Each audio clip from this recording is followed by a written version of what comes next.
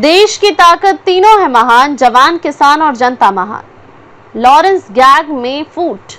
गोल्डी बराड़ और रोहित गोदारा ने अलग होकर नया मोर्चा खोला। गुजरात की साबरमती जेल में बंद कुख्यात गैंगस्टर लॉरेंस बिश्नोई का गैंग अब दो धड़ों में बंट चुका है।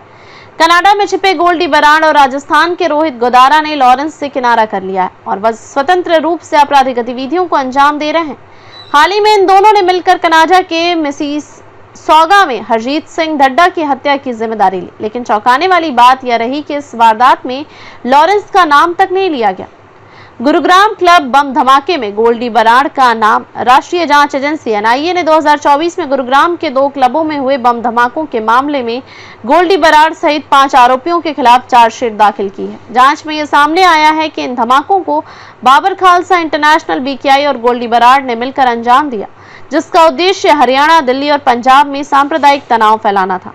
अंतर्राष्ट्रीय नेटवर्क लॉरेंस और गोल्डी की गतिविधियां। लॉरेंस बिश्नोई और गोल्डी बराड़ दोनों ही अंतर्राष्ट्रीय अपराध नेटवर्क चला रहे हैं।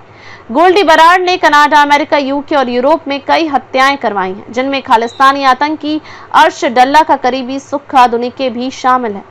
वहीं रोहित गोदारा ने अमेरिका में ड्रग तस्कर सुनील यादव की हत्या की जिम्मेदारी ली, जो भारत में भी वांछित था। पंजाब और हरियाणा में गोल्डी गोदारा की सक्रियता। पंजाब पुलिस ने गोल्डी बराड़ और रोहित गोदारा के 3 गुर्गों को जीरकपुर से गिरफ्तार किया है, जो इन गैंगस्टरों के इशारे पर पंजाब और हरियाणा में टारगेट किलिंग जैसे वारदातों को अंजाम दे रहे थे। इनसे .32 कैलिबर के पिस्तौल और 11 जिंदा कारतूस बरामद किए गए हैं। विचारधारा का टकराव। लॉरेंस बनाम गोल्डी। सूत्रों के अनुसार लॉरेंस बिश्नोई हिंदू गैंगस्टर के रूप में खुद को प्रस्तुत करता है, जबकि गोल्डी बराड़ के खालिस्तानी आतंकियों से भी संबंध है। यह विचारात्मक अंतर ही दोनों के बीच दरार का मुख्य कारण बना है। इनाम की घोषणा। करनी सेना का कदम। क्षत्रिय करनी सेना के अध्यक्ष राज सिंह शेखावत ने लॉरेंस गैंग के प्रमुखों गोल्डी बराड़, अनमोल बिश्नोई, रोहित गोदारा और संपत नेहरा को मारने वालों के लिए 2.44 करोड़ रुपए के इनाम की घोषणा की है।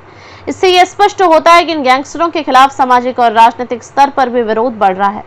निष्कर्ष। लॉरेंस बिश्नोई गैंग का विभाजन न केवल अपराध की दुनिया में हलचल मचा रहा है, बल्कि यह पंजाब, हरियाणा और अन्य राज्यों में सुरक्षा एजेंसियों के लिए भी चुनौती बन गया है। गोल्डी बराड़ और रोहित गोदारा की गतिविधियां अंतर्राष्ट्रीय स्तर पर फैल चुकी हैं, जिससे इनकी गिरफ्तारी और इनकी गतिविधियों पर नियंत्रण पाना और भी महत्वपूर्ण हो गया है। देखते रहिए स्वदेश स्पीक टीवी। लाइक, शेयर और सब्सक्राइब करना न भूलिए। देश, लोकतंत्र और भविष्य की सबसे बड़ी खबरों के लिए।